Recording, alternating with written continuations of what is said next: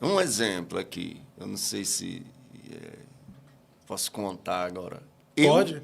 Eu vi Jesus. Tu viu Jesus? Agora é Viu uma coisa mesmo? que hoje é De que até, forma até tu viu ele? difícil de contar, de tamanha incredulidade que tomou de conta nas igrejas. Só que isso era normal na época dos nossos pais na fé.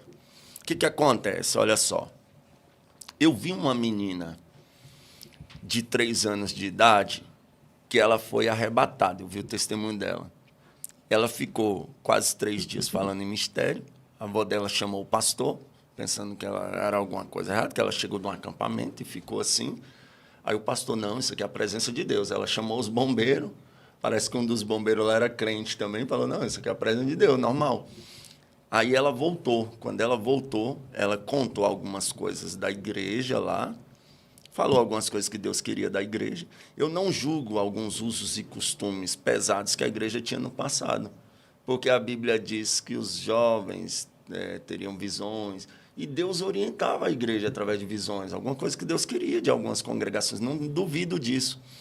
Tá certo que tem alguns extremos, mas eu não duvido que Deus orientava, porque Deus mostrava. Isso é bíblico, a pessoa ter visão, os jovens ter visão, os velhos ter sonhos. E tem os costumes que é cultural também, né? E tem os costumes que é cultural.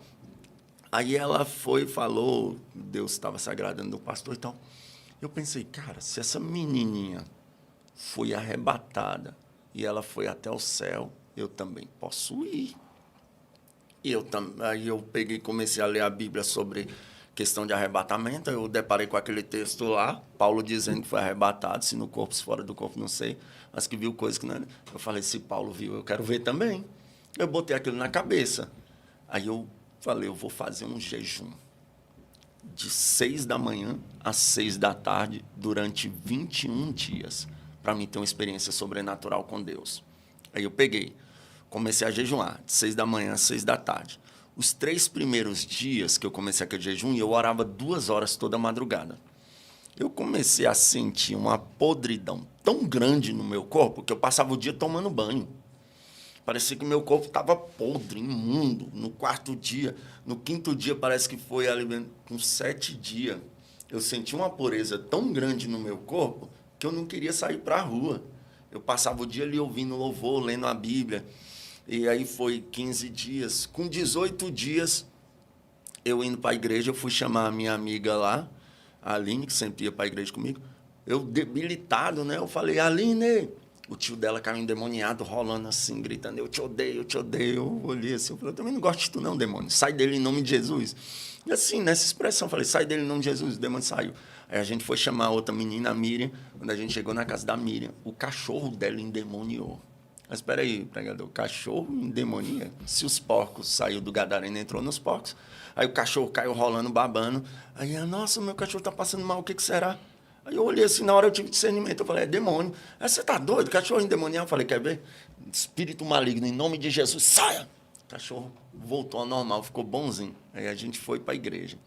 Aí no outro dia voltamos, terminei 21 dias e nada. Eu orava no mínimo 2 horas, às vezes estendia 4 horas, 5 horas, cheguei a orar 8 horas nessa época, assim, de joelho. Minha mãe falava, menino, como é que tu consegue falar tanto com Deus? Eu falava, mãe, é tão bom que eu só paro mesmo, porque o maxilar não dá conta mais de falar. Aí eu fiquei 7 dias mantendo a oração, depois que eu terminei os 21. Aí eu falei, não vou desistir, não. Vou entrar mais 7 dias, de 6 da manhã às 6 da tarde. Aí comecei a jejuar. Aí eu entrei numa prova financeira, velho. Terrível, terrível. Aí o primeiro dia, segundo dia, no terceiro dia, eu estou orando lá dentro da minha casa, no meu quarto, deu 3 horas da manhã, eu sempre orava. Um amigo meu, Bruno, ele falava um negócio interessante. Ele falava, eu gosto de orar no escuro, porque qualquer clarão é Deus. E eu peguei isso para mim. Aí eu sempre orei de joelho com a cara no pó, assim. Aí eu tô orando lá, orando. E, cara, como eu disse aqui, o que eu mais amo na minha vida é os meus filhos. E Deus pode matar os 2 agora, se eu estou mentindo no que eu vou contar aqui. Eu estava de joelho dobrado, desceu um ser de branco dentro do meu quarto, impôs as mãos nas minhas costas. E quando tocou nas minhas costas, cara, Um incêndio de glória tomou de conta de mim, do alto da cabeça à planta dos pés. Eu sentia correntes elétricas no meu corpo, assim, uma glória, assim, tão tremenda. E eu comecei a falar umas línguas que eu nunca vi ninguém falar aqui. Eu fui tomado em mistério, assim, tão falando uma língua estranha. Então, aí, cara, diante de Deus, eu comecei a flutuar. Comecei a flutuar. Quando eu fiquei um palmo do chão, me deu um medo. Eu pensei, cara, e se isso acabar e eu cair de uma vez? Eu vou ficar de lado, porque se eu cair de lado, eu não me machuco tanto. Na hora que eu virei pro lado, eu voltei pro chão e acabou. Cara, o arrependimento. Me arrependi tanto daquilo. Eu falei, meu Deus. Aí eu orei um pouquinho ali, deitei e fiquei, nossa, por que eu quis ajudar Deus? Por que eu... Cara, como eu sou um vacilão. E fiquei naquela. Aí no outro dia, no quarto dia, quando eu terminei o propósito, 6 horas da tarde, que eu fui procurar alguma coisa para comer, nem sal tinha no meu armário, cara. Olhei para aquilo, me deu uma tristeza tão grande. Falei, mãe, tem comida não? Ela, não, que tinha aí os meninos comeu. Aí eu fiquei assim, deitei, esperei dar 3 horas. Quando deu 3 horas, que eu fui orar, eu dobrei o joelho e falei, Deus, hoje eu não dou conta de orar. Se eu for orar, eu vou reclamar contigo, porque a minha casa está sem comida. Eu não quero murmurar contra ti. Eu vou me deitar, eu estou fraco. Mas se o Senhor quiser me dar uma experiência... Aí eu deitei, Fábio. Na hora que eu deitei, cara, imediatamente, eu fechei o olho assim, só que eu estava acordado. Aquele mesmo ser de branco desceu. Na hora que ele desceu, ele pegou no meu ombro aqui e começou a puxar. No que ele começou a puxar, foi até desconfortável, porque eu fiquei assim, ó, e eu cheguei a, confesso que eu cheguei a sentir até uma dor, assim, porque foi desconfortável. Quando ele viu que eu estava resistindo, puxou de uma vez. No que me puxou de uma vez, eu fiquei em pé e eu vi meu corpo deitado na cama. Meu Deus. Aí eu olhei assim, aí aquele ser que estava do meu lado pegou no meu ombro e disse, vem comigo. Aí só fez assim e subimos. A gente começou a subir numa velocidade terrível e passou aqui as nuvens, as estrelas, né? Aí chegou num lugar que era tão claro, mas tão claro, que quando eu olhei assim, e olha que eu estava em espírito, eu fiz assim, ó, porque eu não conseguia ver, era tipo aqueles flash de câmera fotográfica, só que 1000 vezes mais forte. Aí ele foi me levando para um quarto, mais ou menos do tamanho dessa sala aqui. Esse quarto, as paredes dele era tudo cinza, não tem aquelas telhas Eternite? Sim. Era como se fosse aquelas telhas nova, molhada, aquele cinza chumbo escuro. O quarto todinho tinha um altar no canto de lá. Aí eu cheguei nesse quarto assim, fiquei olhando o quarto. Aí eu percebi que alguém começou a se movimentar. Porque eu via, tipo, como pegadas, e essas pegadas subiam, assim, cada passo que dava subia em forma do pé uma chaminha de fogo e apagava com a fumacinha. Aí foi caminhando para de trás do altar, invisível. Aí quando chegou de trás do altar, aquele clarão clareou de novo. Aí eu fiz assim de novo. Quando eu olhei, cara, eu vi um homem de branco. Isso aqui vai chocar pessoas agora. Quando eu olhei aquele homem de branco, eu tentava olhar o rosto assim, e não conseguia. Era como a luz do sol e era como se não existisse ao mesmo tempo. Aí eu tive um discernimento que era Jesus. Na hora que eu tive o discernimento que era Jesus, eu olhei para as mãos. Aí as mãos... Eita, turma aí, racista vai sofrer agora. Quando eu olhei para a mão, eu vi a mão, não sei por que Jesus se apresentou para mim desse jeito, da cor da minha. Moreno, eu olhei aqui, ó, bem aqui. Tinha um furo e marca de sangue de um lado, furo e marca de sangue do outro. Aí eu perguntei, é tu, Jesus? Ele disse, eu sou. Cara, na hora que ele disse, eu sou, eu fiquei assim tão emocionado que eu comecei a perguntar, Jesus, por que isso? Jesus, por que daquilo? Jesus, por que isso? Jesus, por que daquilo? Aí eu falei, Jesus, eu posso orar pelos paralíticos, cegos, surdo, mudo? Aí ele falou, ainda não.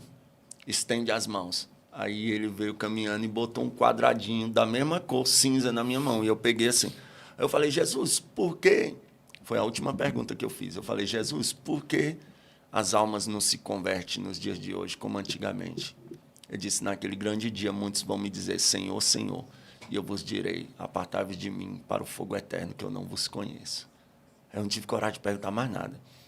Aí eu pensei, Jesus, eu posso conhecer o céu? Aí ele disse, aproveita o anjo. Aí aquele anjo me pegou pelo ombro e saiu. Eu vi um jardim com flores que não existe aqui na Terra. Não tinha fim. Coisa mais linda. A gente saiu sobrevoando. Aí eu tinha uma ideia, que eu tinha lido aquele livro da Rebecca Brown, A Divina Revelação do Inferno. Eu tinha uma ideia que se um dia eu visse o inferno, nunca mais eu desviava. Aí eu falei para aquele anjo, me leva no inferno, eu quero conhecer o inferno. Aí aquele anjo desceu comigo, entrou no centro da terra e desceu até um local que tinha uns portões. De fato, isso aqui que a Rebecca Brown narra naquele livro, a Mary Baxter, na verdade, né? Dos portões faz sentido. Sim. Eu vi aqueles portões e tinha umas correntes, uns ferrolhosão assim, aí o anjo tentava abrir e não abria. Aí ele pegou e me levou, a gente subiu e foi lá para o Polo Norte ou Polo Sul. Eu sei que é esse lugar, por quê? Porque a gente entrou no meio da geleira, no meio do gelo ali. E a gente entrou para dentro, assim, no meio do gelo e chegou num lugar que tinha um buraco, assim, mais ou menos desse tamanho, só que não dava para entrar, mesmo em espírito, nem eu, nem o anjo. Aí eu ouvi alguma coisa, eu botei meu ouvido assim, cara. Isso é marcante. Cara, eu ouvi gritos. As pessoas gritavam como se estivesse arrancando um dente dela sem anestesia, estivesse cortando os dedos dela assim com alicate. Eram os gritos. Elas xingavam Deus de tudo quanto é nome, como se a culpa fosse de Deus, de eles estarem ali. E daqui a pouco eles paravam de xingar Deus e começavam a pedir perdão para Deus. Deus, tá bom, eu já paguei, Deus, me tira daqui agora. E aqueles gritos horríveis. Aí eu, em vez de conhecer o céu, esse é um dos meus maiores arrependimentos. Como eu vacilei aquele dia, eu falei, ô anjo, se não dá para conhecer o inferno, me leva para casa. E ele veio numa fração de segundo voando comigo e me jogou no meu corpo. No que ele me jogou no meu corpo, Aí eu levantei, acordei assim, eu falei, meu Deus. Que sobrenatural. Que sobrenatural. Aí eu fui pro culto no outro dia, eu tava andando, cara, eu ouvi um barulho. Quando eu olhei para minhas pernas assim, eu via fogo, cara. Eu tava numa unção tão tremenda que nesses dias eu peguei um ônibus, as pessoas endemoniavam, eu via as pessoas fazendo assim, ó, e eu fingia que nem estava vendo, eu falava, Deus, não deixa essas pessoas manifestar, não. Foi uma época que eu busquei muito a Deus mesmo. Eu cheguei no culto, aí o pastor leu aquele salmo. Quem poderá subir ao Monte Santo de Sião? Quem verá o Senhor? Alguma coisa assim, porque me fugiu da memória. Aqueles que são limpos de mão e puros de coração. Aí eu fiquei, meu Deus, eu vi Cristo. Então, hoje, cara, não tem nada. Eu costumo dizer que, por que eu tenho um estilo de pregar que eu sou até criticado? Já me chamam de João Batista de Brasília, de louco, porque eu prego uma mensagem centrada. E ainda que eu errasse ou cometesse qualquer coisa concernente ao que eu prego, eu não mudaria a mensagem. Porque a mensagem não pode mudar por causa do meu erro. Eu que tenho que me arrepender e voltar para o centro da vontade de Deus. Então, hoje não tem nada, Fábio, porque eu não conheço Jesus. De ouvir falar. De ouvir falar. Eu vi o meu Salvador.